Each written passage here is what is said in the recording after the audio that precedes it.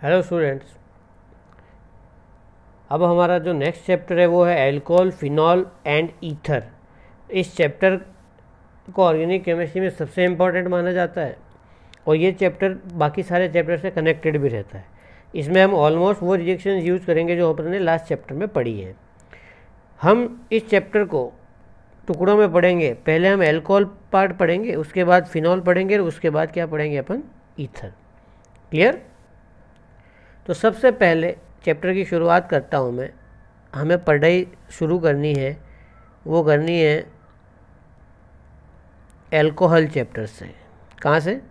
Alcohol chapter से। Alcohol का जो जनरल फॉर्मूला है बच्चों,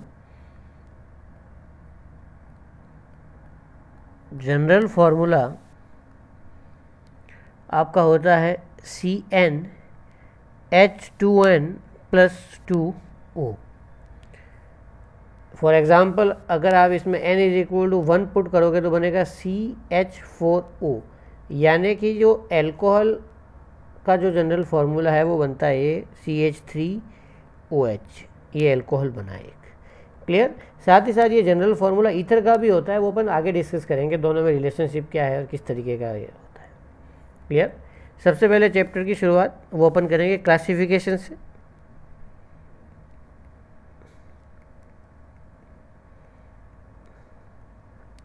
क्लासिफिकेशन में जो पहला पार्ट आता है वो होता है on the basis of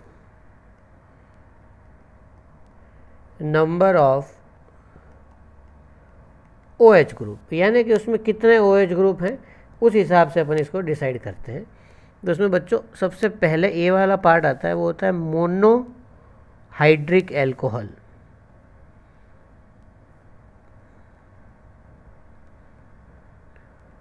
mono का मतलब क्या होता है बच्चों? मोनो का मतलब होता है सिंगल, यानी कि मोनो का मतलब होता है 1, यानी कि ऐसा कंपाउंड जिसमें एक OH ग्रुप हो उसको अपन क्या बोलेंगे, मोनोहाइड्रिक। जैसे CH3OH है, इसका नाम क्या है, मिथेनॉल।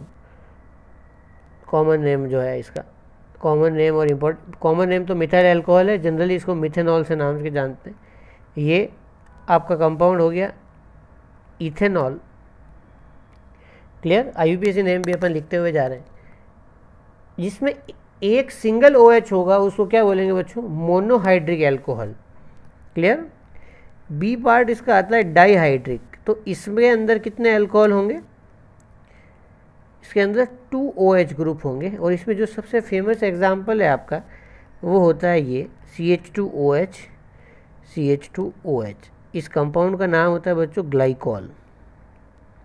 ग्लाइकॉल कॉमन नेम होता है ग्लाइकॉल। और IUPAC की अगर अपन बात करें 1 और 2 तो IUPAC नेम इसका होगा बच्चों इथेन 1,2 डाईऑल। क्लियर? इसी प्रकार हम तीसरी कैटेगरी बता सकते हैं ट्राईहाइड्रिक। ट्राईहाइड्रिक में बच्चों कितने अल्कोहल होंगे, 3 OH ग्रुप होंगे। तो ये आपका ट्राईहाइड्रिक अल्कोहल बना, जिसका IUPAC नेम क्या होगा, प्रोपेन 1,2,3 ट्राईऑल। क्लियर? और इसके बाद जो नेक्स्ट कैटेगरी आती है उसको हम बोल देंगे पॉलीहाइड्रिक। वैसे तो अगर मोर देन 1 OH ग्रुप है तो वो पॉली की कैटेगरी में आएगा, लेकिन ये दोनों लोग जो है इनका आगे की यूज़ आएगा, इसीलिए आपको बताया। इसमें सबसे फेमस एग्जांपल है बच्चों आपका ग्लूकोज।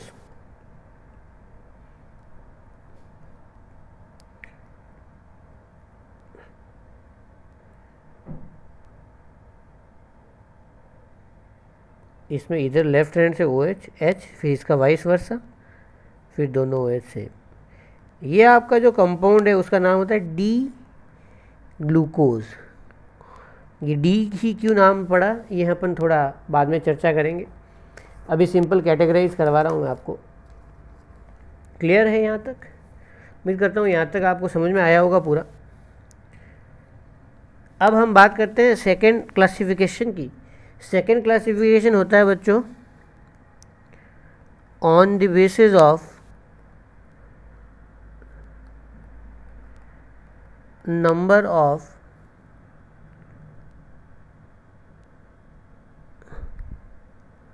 माफ़ कीजिए, on the basis of nature of carbon atom, या नेचर का मतलब होता है बच्चों हाइब्रिडाइजेशन से। क्लियर? इसमें जो ए कैटेगरी आएगी वो आएगी when OH group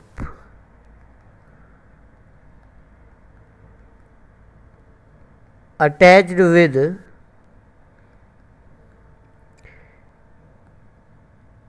sp3 hybrid carbon. बच्चों ये हमने लास्ट चैप्टर में भी जब हेलोजन की कैटेगरी देखी थी, अब यहाँ पे अपन एल्कोहल की कैटेगरी देखेंगे। सबसे पहले मैं बात करता हूँ CH3OH की। इस कंपाउंड का हाइब्रिडाइजेशन होगा बच्चों sp3। क्लियर? और इसका जो कॉमन नेम होगा वो होगा मिथाइल एल्कोहल। और IUPAC की अगर बात करें तो वो होगा बच्चों मिथेनॉल। इसी प्रकार दूसरा कंपाउंड आपका होगा CH3CH2OH। इसका कॉमन नेम अगर बात करें अपन तो वो होगा ethyl alcohol. Ethyl for this group, alcohol for OH। और इसका IUPAC नेम होगा बच्चों इथेनॉल। और ये जो कंपाउंड है जिसमें CH2 ग्रुप प्रेजेंट है वो कहलाएगा 1 डिग्री या प्राइमरी एल्कोहल। क्लियर?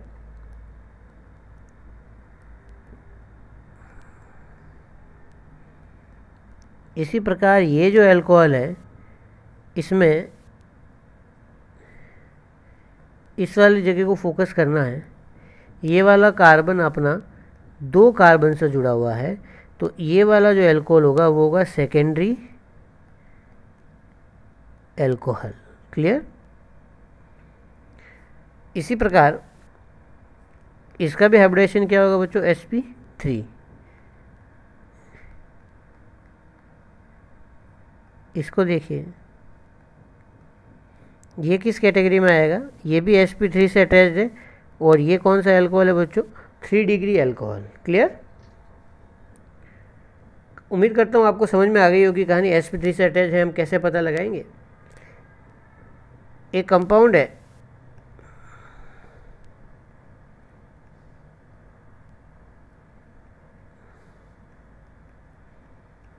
इसमें हमें बताना है कि ये कंपाउंड कौन सा है, प्राइमरी, सेकेंडरी या टर्शरी। तो प्राइमरी सेकेंडरी देखने के लिए हम इस वाले हिस्से के ऊपर फोकस करेंगे जिससे एल्कोहल जुड़ा हुआ है।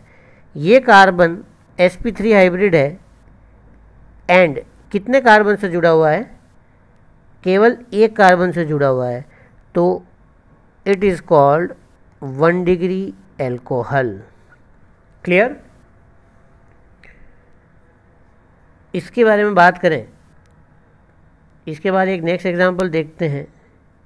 ये बेंजीन ग्रुप है, इसमें यहाँ पे CH2 जुड़ा हुआ है एंड इस कंपाउंड को बोलते हैं बेंजाइल। क्या बोलते हैं बच्चों? बेंजाइल। और यहाँ पे OH आ गया तो इसका नाम हो जाएगा बेंजाइल एल्कोहल।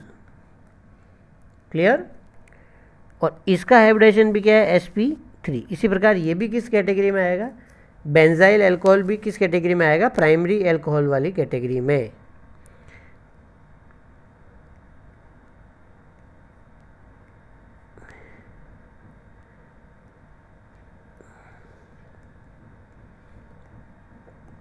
बच्चों ये भी बेंजाइल है, लेकिन यहाँ पे बेंजाइल वाले कार्बन की डिग्री कौन सी हो गई?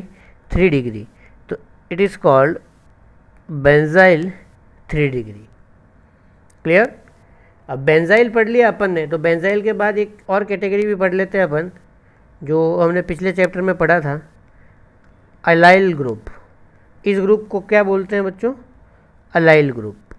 अलाइल ग्रुप यानी कि ये स्केलेटन आपको जहाँ भी दिखे इसका पूरे का नाम होता है अलाइल। और यहाँ पे अगर OH जुड़ गया then it is called allyl alcohol. Clear? It is called allyl alcohol. इसका IUPAC नेम लिखते हैं, फंक्शनल ग्रुप को प्रायोरिटी देंगे 1, 2 एंड 3, तो it's IUPAC name will be prop 2 in 1 all। ध्यान रखिएगा बच्चों, अलाइल एल्कोहल का IUPAC नेम क्या होता है? prop 2 in 1 all। क्लियर? ये आपका क्लासिफिकेशन पार्ट समाप्त हुआ। यहाँ पे सेकेंड पार्ट जो हम थोड़ा इसमें पढ़ चुके हैं वो आता है बच्चों IUPAC name of alcohol. Alcohol का बच्चों IUPAC नेम जो हम पढ़ चुके हैं क्या होता है? वो होता है एल्केन प्लस ऑल, जो क्या बन जाएगा बच्चों? ई हट जाएगा यहाँ पे 2 वोवल्स के कारण, इट्स विल बिकम एल्के नॉल। क्या बन जाएगा ये बच्चों? एल्केनॉल। सीधा ये क्वेश्चन लेते हैं,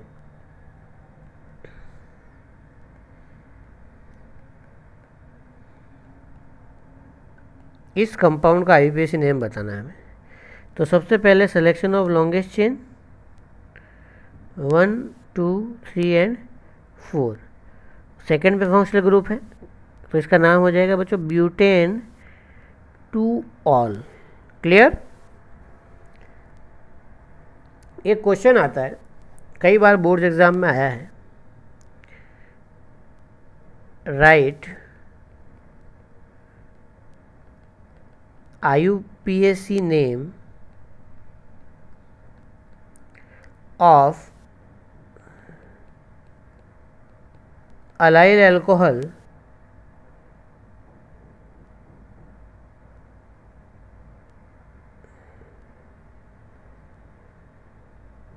and allyl chloride।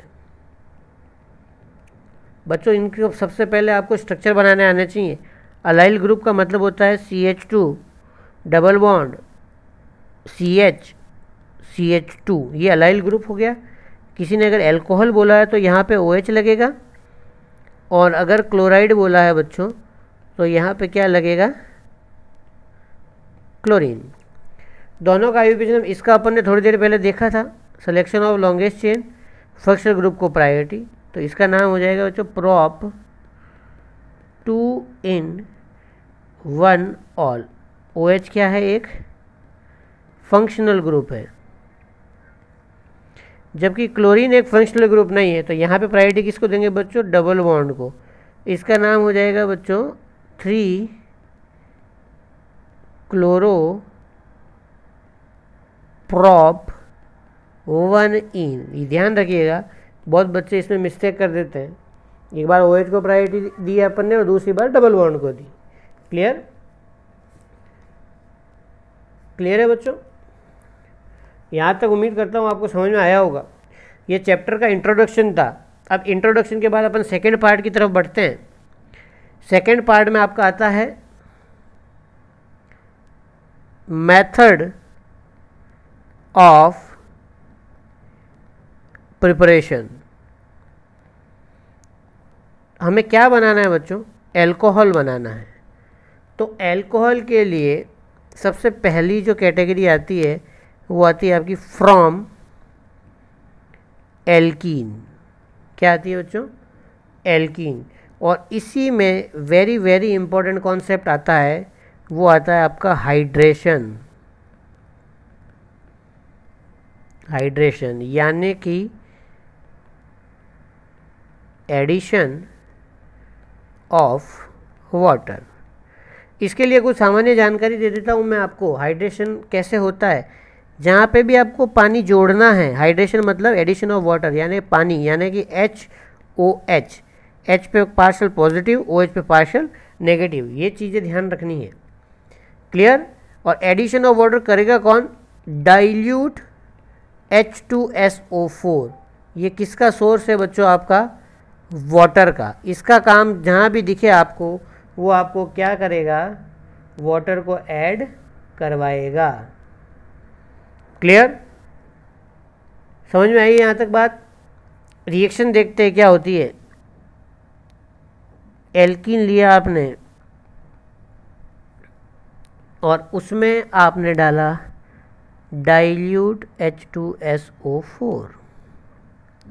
Dilute H2SO4 मतलब क्या जोड़ना है आपको, H प्लस और OH माइनस। मार्कोनिकॉफ रूल जो अपन ने पढ़ा था लास्ट चैप्टर में, मार्कोनिकॉफ क्या कहता है, नेगेटिव पार्ट को वहाँ भेजो जहाँ हाइड्रोजन कम है। तो आपका प्रोडक्ट बन जाएगा बच्चों CH3CH, यहाँ कौन आ गया OH, और यहाँ क्या आ गया बच्चों CH2 और H। क्लियर। अब समझते हैं ये पूरी कहानी हुई कैसे, इसका मैकेनिज्म देखते हैं। इसका मैकेनिज्म बड़ा ही सिंपल सा मैकेनिज्म है। सबसे पहले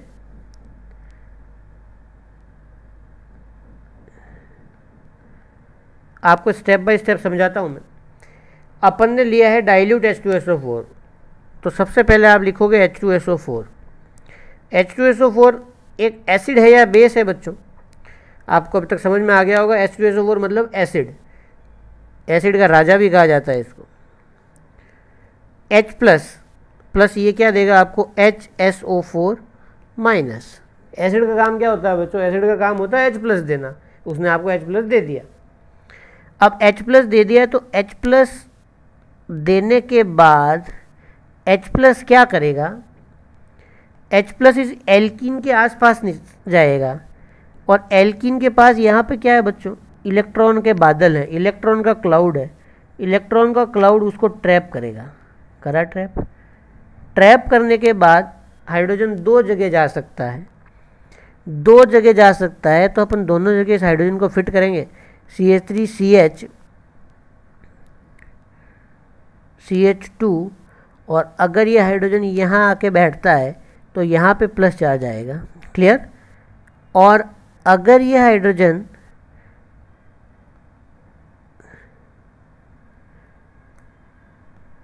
यहाँ आके बैठता है तो 1 डिग्री कार्बोकेटाइन बनेगा। आप ही बताइए बच्चों, नेचर में कौन सा कार्बोकेटाइन स्टेबल होगा, 1 डिग्री या 2 डिग्री? इसमें एक ही कार्बोकेटाइन स्टेबल होगा, वो कौन सा होगा बच्चों, 2 डिग्री, यानी कि 1 डिग्री बनेगा ही नहीं। क्लियर। सेकेंड स्टेप में ये इस प्रोसेस में टाइम लगेगा बच्चों, क्योंकि ये आएगा, जुड़ेगा, इलेक्ट्रॉन क्लाउड उसको ट्रैप करेगा, तो ये इस रिएक्शन का होगा स्लो स्टेप। और जो रिएक्शन का स्लो स्टेप होता है उसी को बोलते हैं RDS, यानी कि रेट डिटरमाइनिंग स्टेप।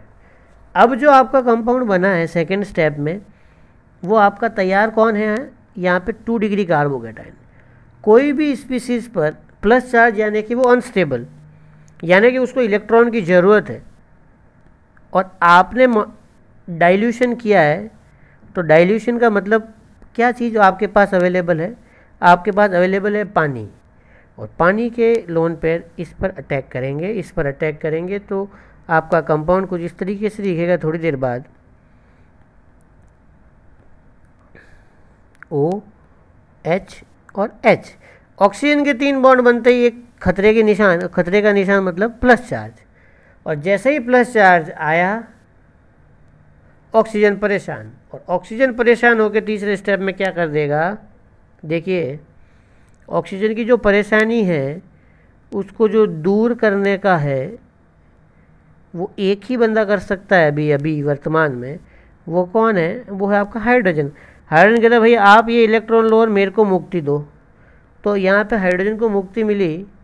ये H प्लस वापस, ये जाना पहचाना लग रहा है, देखो यहाँ पे था, वापस मिल गया आपको H प्लस, और बचा क्या आपको CH3 CH OH CH3। Clear. OH मिला। अब आपको कि सर H प्लस का क्या करें, कुछ नहीं करना है। H प्लस का आपने स्टार्टिंग में H प्लस लिया था, वापस HSO4 से मिलेगा, और HSO4 से मिलेगा तो वापस क्या बन जाएगा बच्चों, H2SO4। अब आपको कि सर H2SO4 का क्या करेंगे, वापस वो H प्लस में कन्वर्ट होगा, रिएक्शन चलती जाएगी, आपको प्रोडक्ट मिलता जाएगा साइक्लिक प्रोसेस की जैसे। ये इसका मैकेनिज्म कंप्लीट हुआ। आज आपको बिना देखे इसका मैकेनिज्म लिखना है घर पे। क्लियर। बिना देखे आप इसका मैकेनिज्म लिखेंगे घर पर। क्लियर। इसके बाद एक क्वेश्चन मैं आपको और होमवर्क देता हूँ, आप मेरे को इसका आंसर कमेंट बॉक्स में लिखिएगा, मैं इसका नेक्स्ट लेक्चर की शुरुआत में इसको सॉल्व करवाऊँगा।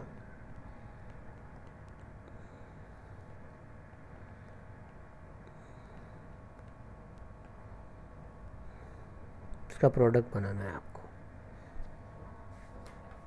क्लियर? इसका प्रोडक्ट आपको बनाना है। तब तक अपन दूसरी मेथड ऑफ प्रिपरेशन लेते हैं। Second method of preparation alkene से ही बात चल रही है। रिएक्शन का नाम है बच्चों ऑक्सी मर्क्यूरेशन डी मर्क्यूरेशन, जिसको बोला जाता है OMDM। बच्चों इस रिएक्शन का एक कॉन्सेप्ट है, reaction according to Markovnikov without rearrangement. Clear? मैं इसी लेक्चर को आज यहीं पे ड्रॉप करूँगा, क्योंकि उससे पहले आपको रीअरेंजमेंट सिखाना ज़रूरी है। तो रीअरेंजमेंट सीखने के लिए अपन नेक्स्ट आपको जो होमवर्क दिया है उसमें आप थोड़ा दिमाग लगाइएगा, या आपने थोड़ा GOC में पढ़ा होगा, अपन नेक्स्ट लेक्चर में इसको डिस्कस करेंगे। ठीक है बच्चों, थैंक यू।